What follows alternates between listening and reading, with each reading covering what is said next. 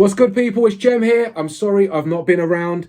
Work, family, injury, excuse, but I am back. And today's topic is, how can you Scrum Master a team without being a jerk? Now, when I say jerk, I'm talking about forcing people to use Scrum. I don't have a say in it. Scrum is a game.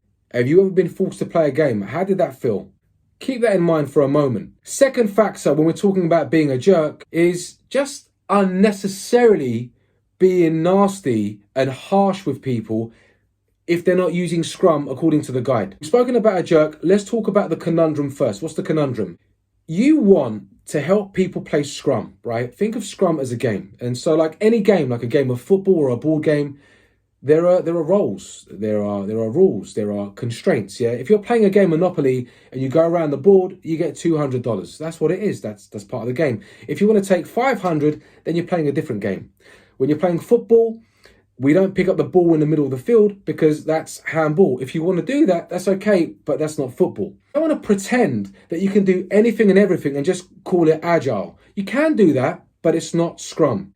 Second to the point, what we don't also want to do is act in such a way like Judge Dredd or Vader, and you're roughing up the people to get your way. So how do you find the balance between, I need people to follow the rules of the game, but at the same time, I don't want to come across like an enforcer. Let's use an example. A few years back, I had a team that did the daily Scrum when I first joined, 25 minutes. I knew 25 minutes was way too long. I waited until the retrospective. I was watching what they were doing. No judgment, just watching. In the retro, they asked for my opinion. I said, look, the first thing I want to ask is, do you want to play Scrum? And some of them were like, what do you mean do you want to play Scrum? And I was like, well, look, the analogy of Scrum is a game, and a game comes with these constraints, these structures, and it lets you play the game well, or it gives you a chance to.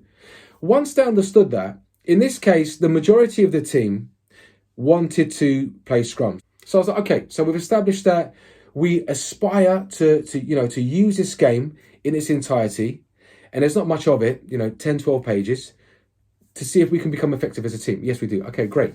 Well, let's talk about then some of the things that are a little dysfunctional at the moment, right? So, yeah, our daily Scrum is 25 minutes. What do we think about that? Everybody acknowledges, yes, it should be 15 minutes or less in the time box. So then we started to speak about this aspiration of getting to 15 minutes. And I use that word on purpose because I'm respecting the way that they work. I acknowledge they're probably doing the best that they can with all the constraints and the opportunities and whatever else is going on. But I'm saying there's an aspiration as well. We start talking about what are the possible reasons that we're taking, so long. Is it because we're waiting for one point in a day to have the conversation? Is it because we're trying to solve problems at the daily Scrum? There are loads of different reasons as to why the daily Scrum could be taking longer than is expected. Now, with that, what's important is to talk about the why of these rules, and I say that very lightly, rules or these constraints. In other words, why do we need to keep the ball within the white lines? And why do we restart the game of football when the ball hits the net? And so on. Why do we do that? Well, it's because that can become a driver for people to work towards that aspiration. So for example, hey folks, if we keep our daily Scrums at 25 minutes, is that going to keep people engaged? Is that something that's sustainable? Is this something you want to turn up to with a level of enthusiasm where you feel it's a good use of your time? But this is the starter pack on how not to be a jerk when Scrum mastering a team. You have to accept that Scrum is not for everyone. It should be through invitation. So it's possible when you ask them if you want to play the game of Scrum, they might say no. Now, what do you do when they say no? That's another conversation, right? You're going to have to be creative. And what do you do when your manager hired you to use Scrum? Well, again, that's another blog. But start with these basics.